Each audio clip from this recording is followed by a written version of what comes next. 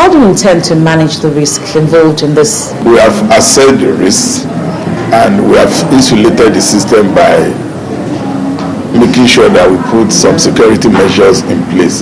One of the anxieties expressed today is people can hack into government system and steal government fund. But like we said, we have security systems in place that will insulate government from this type of risk. And we'll be reviewing this on a periodic basis to ensure that the system is not corrupted or compromised. Because you cannot say that a system is foolproof, but our continuous assessment of that security system will ensure that we are not unmindful of the risks that could be associated with electronic payments. Do we have the right or adequate infrastructure to expand this to the whole country? Well, one of the significant objectives we want to achieve is continuous education of people, the end users, so that as issues come up, there will be, like we want to start on MDAs outside Abuja now, there will be proper training in about a fortnight's time, which will involve everybody. And of course, on a regular basis, we continue to train. Those people we train, we expect them to retrain others, and then by that, there will be a whole cycle of trained and informed personnel. You said in your presentation that GIFMIS would help to stem inflation in the country.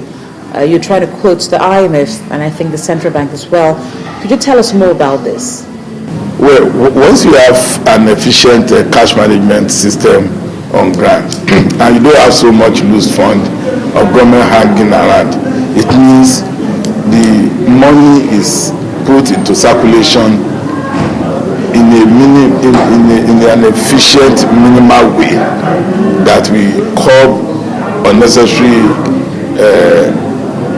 money being in circulation.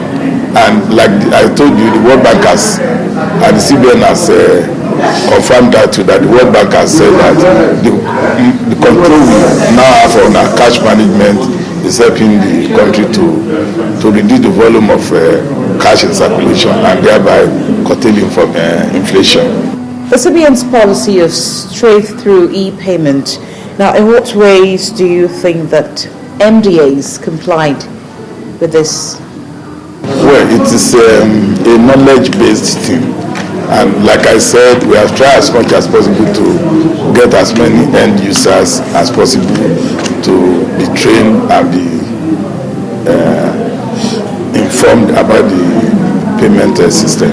So it has, I mean, it's an ongoing thing. People are getting more and more proficient in their dealing with the payment system. What challenges do you encounter in trying to carry out this reform? There are many. I think the first challenge we are encountering is resistance. And like I told you, I'm more worried about resistance based on ignorance. You know, sometimes people just say, I'm doing it that way before and I can't do it better. And the training, the various training programs you put in place will alleviate that system. But resistance based on fraudulent intents, I think those are the ones we could really go for and face it squarely and say, look, whether you like it or not, we are going to do this thing. A lot of people benefit from inefficient system, and the GIFMIS and TSA system are supposed to make the payment system more transparent and more efficient. So resistance based on possible loss of benefits through inefficient system, there's things we can easily confront. And like I said, the one resistance based on ignorance, we are trying to train people to acquire the necessary knowledge. Other challenges the system is facing is when sometimes we have problem of funny to say, I mean, people believe the treasury has unlimited access to fund.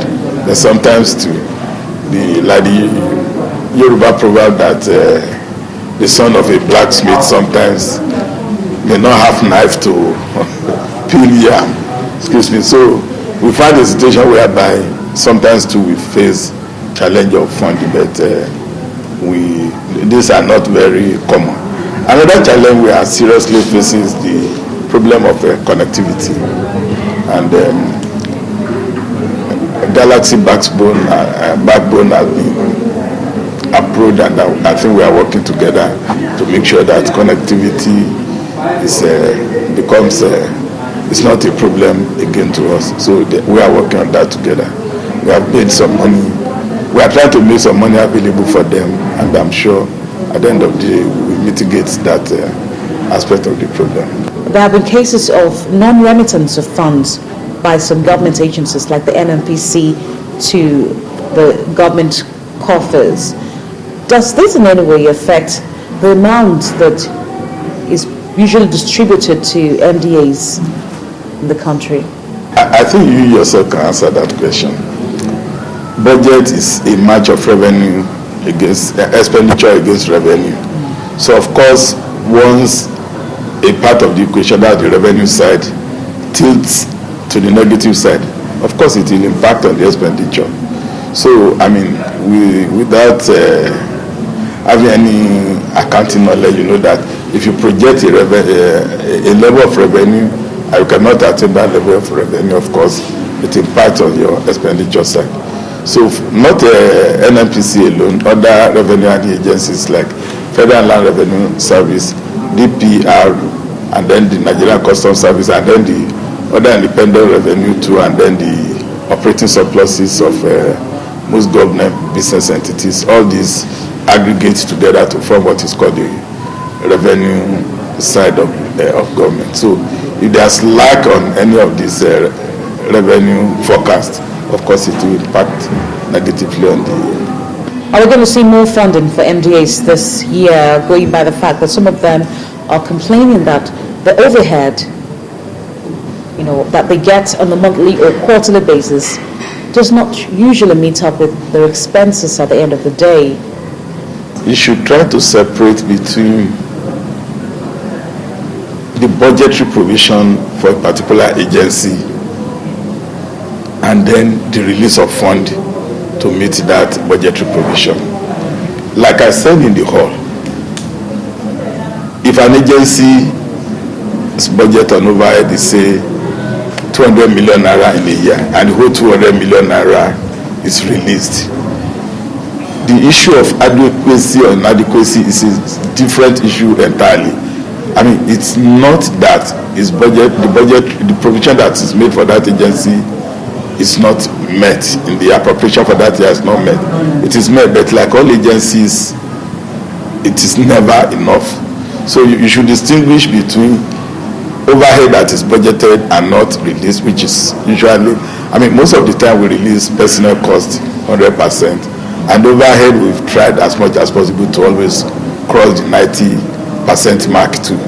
So if anybody is talking about inadequacy of overhead, it has to do maybe they are referring to inadequacy in the appropriation of that particular year. So it's not inadequacy of release.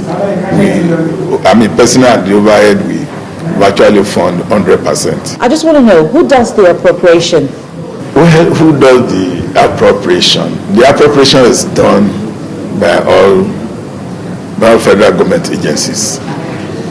In any particular budget year, the budget office envisions what is likely to be the aggregate revenue for that year, and in a particular version, they now do what they call the envelope. They give every agency it's what they consider to be a fair portion of that envisaged total expenditure. So the agency now allocate that fund in the limited manner they are giving to the various activities they want to execute in a particular year. So it means that the first leg of they collaborate with the Ministry of Finance to fashion out what is budget. So when that is done on MDA level, then the budget office consolidates all these requests into a proposal to the National Assembly. Then the National Assembly now looks at it, and at the end of the day, they pass it to an appropriation law. So, I mean, to answer your question, budget is a product of MDAs, Ministry of Finance, National Assembly.